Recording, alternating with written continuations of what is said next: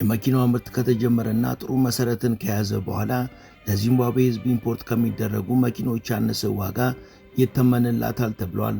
ከአነስተኛ ዋጋው በተጨማሪ ከፍተኛ ጥራት ያለው መሆኑ ደግሞ ዚምባብዌ ታወጣ የነበረውን ከፍተኛ የነዳጅ ወጪ ያስቀርላታል ተብሏል። በነገራችን ላይ ማክስዌል ይህችን መኪና ከመፈብረኩ በፊት ከወጣትነቱ ጀምሮ አስገራሚ የሆኑ በርካታ የፈጠራ ስራዎችን ሰርቷል።